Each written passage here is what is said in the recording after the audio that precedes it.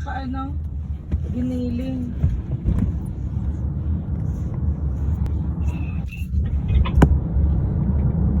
Kasi di ko agad nakapagulala sa ate Phil, namatay kuya niya.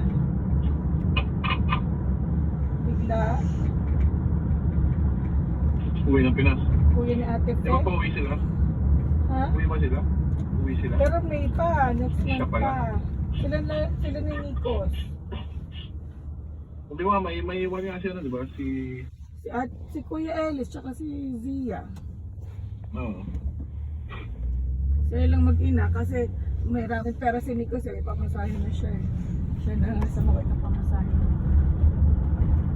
Di ba nag-work si Nikos? Starbucks. Di ba yata nag-aambag yun sa bahay? Wala siyang Kaya, kahit kaya naka-ipon. kaya nakakaipon siya. Hindi siya sagot yung pamasahin niya. Napaglakad din itong mga anak mo, dami nilang, pag hindi sila maayos, naku, hindi ko bibigay sa kanila yung ownership. Ownership. Yun ang mga nila, funds nila. Kumbaga wala silang kahit 18 na sila, kung hindi natin ita-transfer Nagawa mo yung tax? Di ba? Wala pa, hindi ko pa nga maasikaso. Ngayon ko yung bago mag-May. Ngayong month. Di ba na-ipon lang yan? May isa.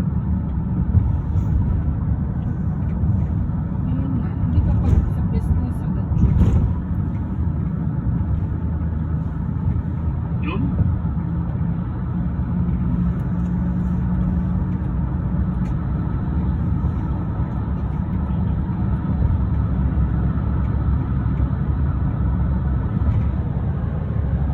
Refund daw si Gaye, 5,000.